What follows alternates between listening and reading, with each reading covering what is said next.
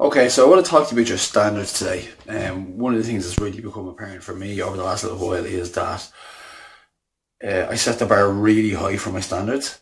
Um, but that I have like two sets of standards. I have one set of standards for everybody else on the planet, um, which allows them to be human and to make mistakes. And then I have another set that for myself are like way up the top.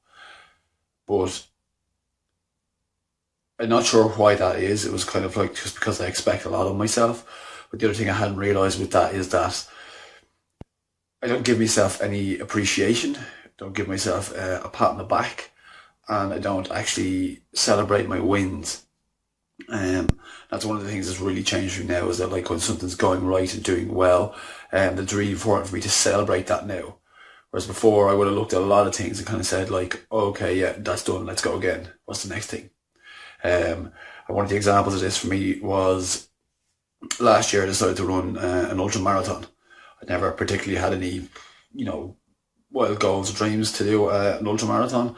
But one of the guys I know was doing it. He said, "Do you want to give it a go?" And I said, "Okay." So I started off doing this running. Didn't really have a plan. Just started running.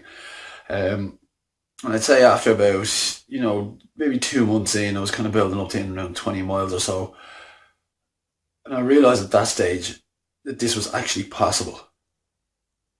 Before that, I had just kind of been winging it and just see what happens if you like, but still didn't really believe that I could do it. But now I kind of get the idea of when people say, well, sometimes you need to do the thing before you actually believe you can do the thing.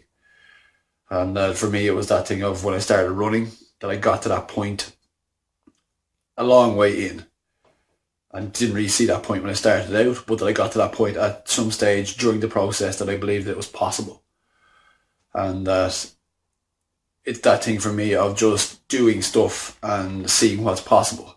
So I started out to run an ultra marathon, did the ultra marathon, it took me 8 hours to finish it, finished it, was kind of quite proud of myself, pretty sore, but quite proud of myself. But then within the space of a week, I was back to my old game of, yeah, sure, everybody runs ultra marathons.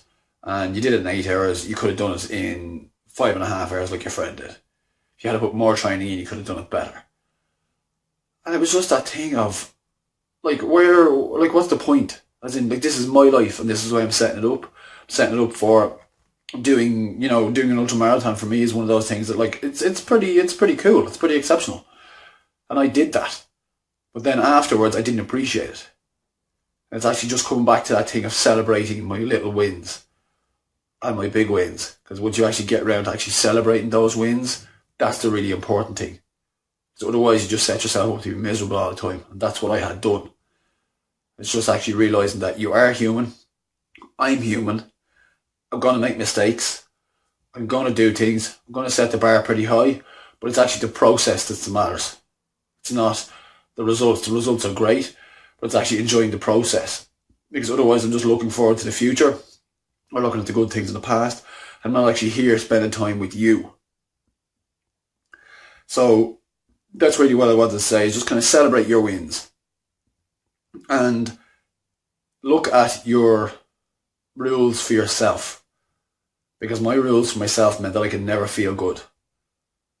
I could talk a good game to other people, but I never felt good about myself. And that if you can actually set your rules up so that it's okay to make mistakes.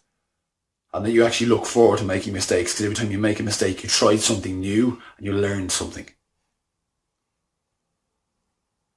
So just look at your standards, look at what they are for everybody else, look at what you actually want to do and set your standards around that.